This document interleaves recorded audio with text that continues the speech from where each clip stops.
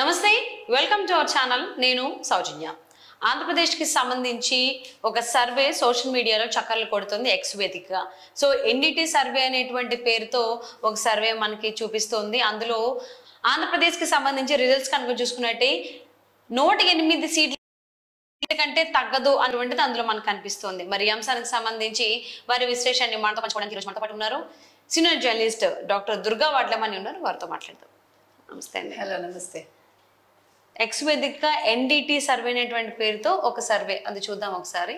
So ఈ survey X వేదికగా viral అవుతోంది. సో ఇందులో ఈ పాయింట్ కనుక మనం చూసుకుంటే సో అది బిఆర్ఎస్ కి సంబంధించి, తెలంగాణకు సంబంధించి మొత్తం అన్ని చూస్తే Karnataka 2023 Congress will win more than 120 seats అని ఉంది. సో 135 సీట్స్ వచ్చాయి. సో తెలంగాణలో చూసుకుంటే 2023 ఇయర్ లో Congress will not have less than a single seat to 64 ఉంది. So 65 seats. సో వాళ్ళు ఇచ్చిన దానికంటే కొంచెం ఎక్కువనే ఉన్నారు. ఇక్కడ ఇంకా ఎక్కువే వచ్చాయి. అవును. So additionally, we predicted 6 ministers from the BRS to lose the election, while 7 ministers eventually lost. So 6 annaru, but 7 lost ayyar elections lo. And we said earlier that KCR will lose in Kamareddy constituency. Aina poyadu adi kuda jarigindi aa constituency. Avunu. So our sample size for that estimate is 1,34,387. అంటే ఇంత మందిని వాళ్ళు samples గా తీసుకుని వాళ్ళ ఎన్నికల survey నిర్వహించారు. ఆ నిర్వహణలో మీరు చెప్పినట్టుగా కర్ణాటకలో 2023లో వాళ్ళు 120కి తగ్గవన్నారు, కానీ 135 వచ్చాయి వాళ్ళకి. అలాగే తెలంగాణలో వాళ్ళు చెప్పిన దానికంటే కూడా ఒక సీట్ ఎక్కువే వచ్చింది. తర్వాత ఇక్కడ బీఆర్ఎస్కి సంబంధించి 6 మినిస్టర్స్ ఇంటికి వెళ్ళిపోతారని చెప్తే 7 వెళ్ళిపోయారు. కేసీఆర్ గారు కామారెడ్డిలో ఓడిపోతారని చెప్పారు, అది కూడా జరిగింది. అలాగే వాళ్ళు తీసుకున్న శాంపిల్ సైజ్ ఎంతో వాళ్ళు చెప్పారు. సో మొత్తం మీద తీసుకుంటే మనం ఎందుకు ఈ సర్వేని నమ్మచ్చు అన్నదానికి వాళ్ళు ఉదాహరణగా మనకి కర్ణాటక, తెలంగాణ అసెంబ్లీ ఎన్నికల వివరాలు మనకి ఇచ్చారు. ఆ ఎలక్షన్స్లో వచ్చిన ఆ ఎలక్షన్స్లో వచ్చిన సీట్ల గురించి వాళ్ళు మెన్షన్ చేశారు. సో దీని ప్రకారం చూస్తే మనం ఇప్పుడు వాళ్ళు ముందు ఇవ్వబోయే శాంపిల్స్ కూడా చూద్దాము. దాని ప్రకారం తెలుగుదేశం కూటమి అంటే తెలుగుదేశం, జనసేన, బీజేపీ ఈ 3 పార్టీలకి ఎన్ని సీట్లు వస్తాయి, ఓవరాల్గా వాళ్ళు ఎలా విన్ అవుతారు అనేది చూద్దాం. So our third prediction is about the 2024 AP elections అని ఉంది. అందులో చూసుకుంటే TDP alliance will not lose even 1 seat to 108. So ఖచ్చితంగా 108 స్థానాల కంటే ఎక్కువే వస్తాయి, 108 అయితే తగ్గదు అని ఖచ్చితంగా చెప్తుంది టీడీపీ అలయన్స్కి సంబంధించి. సో అలాగే 88% of YSRCP ministers lose elections. 88% of YSRCP ministers అంటే ఇంకా మనం ఆలోచించుకోవాలి. And in some constituencies where the TDP has not won for the past 15 to 20 years, this time the TDP will win. Okay, ఇప్పుడు దీని గురించి మనం చూసుకుంటే వాళ్ళు ఫస్ట్ ఏం చెప్పారంటే టీడీపీ కూటమి ఏదైతే ఉందో వాళ్ళు 108 స్థానాలకి తగ్గరు అన్నది ఎన్డిటి ఇచ్చింది. అయితే ఇంతవరకు ఇంచుమించు 15 నుంచి 20 సర్వేల లోపు మనం చూసాము. అందులో మీకు ఒక 80% సర్వేలు అయితే కూటమిదే విజయం. 115 నుంచి 120, 125, 130, 135, 145, 143 చెప్పిన వాళ్ళు ఉన్నారు. 151, 155కి వచ్చిన వాళ్ళు కూడా ఉన్నారు. అయితే వీళ్ళు చెప్పిన దాని ప్రకారం చూసుకుంటే వాళ్ళు గతంలో కర్ణాటక అండ్ తెలంగాణకు చెప్పిన దాని ప్రకారం ఇప్పుడు వీళ్ళు 108 అంటున్నారు, కానీ ఖచ్చితంగా అది 130, 135కి వెళ్ళే అవకాశాలు మనకు కనిపిస్తున్నాయి ఇక్కడ. అంటే 108తో ఆగకుండా. దీనికి ఎందుకు మనం చెప్తున్నాము అంటే వాళ్ళు 88% మినిస్టర్స్ ఇంటికి వెళ్ళిపోతారు అని చెప్తున్నారు. మనకి గుర్తుంటే మీకు కూడాను మన వైఎస్ఆర్సీపీ ఏం చేసిందంటే ఎక్కడైతే తెలంగాణలో పాత మంత్రులు తీయని స్థానాల్లో వాళ్ళు ఓడిపోయారో, అంటే లాస్ట్ అసెంబ్లీలో 2023లో అప్పుడు ఏం జరిగింది, వాళ్ళు కొంతమంది మినిస్టర్సే నెగ్గారు.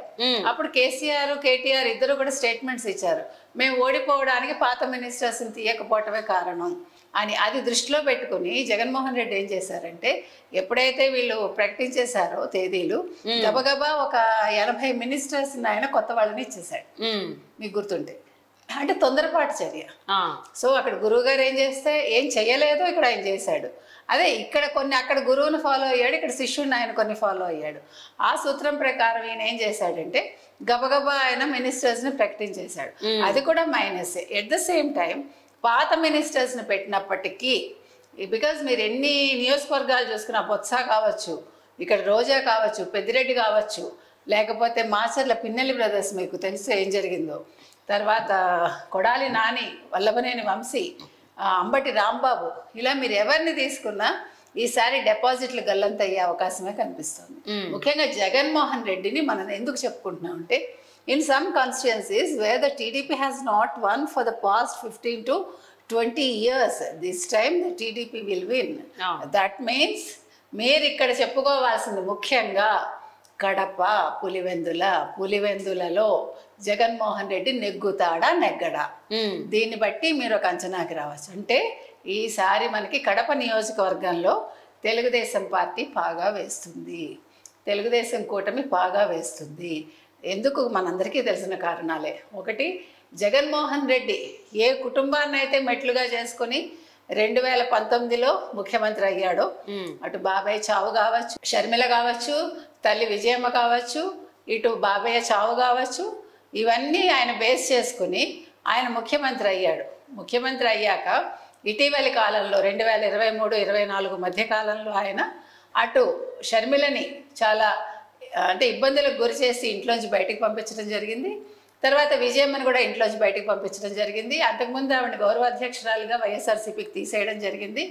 అంటే అవసరానికి వాడుకుని వాళ్ళని బయటికి పంపించేశాడు. కాబట్టి ఆ ప్రభావం ఖచ్చితంగా ఈసారి కడప ప్రజల మీద, కడప నియోజకవర్గం మీద పడింది. అందులోనూ ముందుగానే ఆవిడ ఎవరు మనకి షర్మిల గారు ప్రతి నియోజకవర్గం తిరగటం, ప్రజల్లో ఒక అవగాహన కల్పించటం, జగన్మోహన్ రెడ్డి నాకు అన్యాయం చేశాడు, మా బాబాయ్ హత్య జరిగి 5 ఏళ్ళైనా కూడా ఆ హంతకుడిని పట్టుకోవడంలో విఫలమయ్యాడు ఒక ముఖ్యమంత్రిగా ఉండి, ప్లస్ ఇట్లా అన్యాయం చేశాడు తల్లికి చెల్లికి అని సునీత కూడా ఆవిడతో కలిసి వాళ్ళ నియోజకవర్గాలు తిరగడం, ప్రజల అవగాహన కల్పించడం, ఆవిడ కొంగు చాచి అర్థించటం, ఇవన్నీ కూడా కడప ప్రజల కళ్ళంటి నీళ్ళు తెప్పించాయి. కాబట్టి ఫలితాలు తారుమారైతాయి. అదే విధంగా పులివెందుల్లో ముఖ్యంగా నెక్స్ట్ అయితే పులివెందుల గురించి ఉంది. So in Pulivendula YS Jagan's majority will decrease compared to 2019, while in Kuppam Chandrababu's majority will increase compared to 2019. ఇక్కడ చూసారా, మనం కరెక్ట్ గా పులివెందులకే వచ్చాము. ఈసారి లాస్ట్ టైం మీకు 1,00,000 మెజారిటీ అంటే వాళ్ళకి 93,000 వచ్చింది వైఎస్ జగన్మోహన్ రెడ్డికి పులివెందుల్లో. ఈసారి బొటాబొట్టిగా వచ్చే అవకాశం ఉంది అనేది అందరూ చెప్తున్న ప్రిడిక్షన్. లేదు, ఓడిపోయే అవకాశం కూడా ఉంది, అదొకటి. తర్వాత కుప్పంలో చంద్రబాబు నాయుడు గారికి గతంలో కంటే ఎక్కువ వస్తుంది ఏంటి మెజారిటీ. ఇక్కడ మీకు గుర్తుంటే వై నాట్ 175 అని ఒక ఇంటర్వ్యూలో ఇటీవల కాలంలో జగన్మోహన్ రెడ్డి చెప్పాడు. చెప్పినప్పుడు అదేంటి ఇది కుప్పం ఉందా, హిందూపురం ఉందా, మంగళగిరి ఉందా, పిఠాపురం ఉందా అంటే వై నాట్ అన్నాడు. సో ఇక్కడ వై నాట్ కాదు, ఎస్ అని చెప్పి మనకి ఈ సర్వే ఏదైతే ఉందో వాళ్ళు చెప్తున్నారు.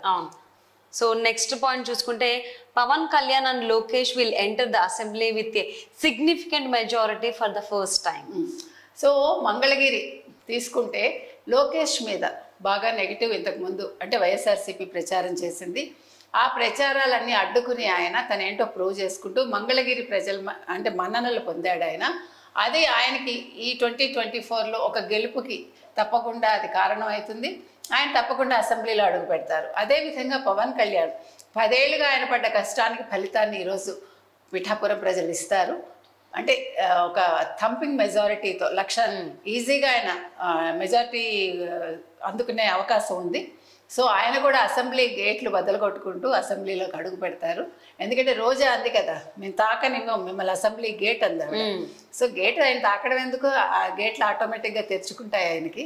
అది ప్రజలే తీర్పిస్తున్నారు. So our sample size for that estimate is 1,89,568.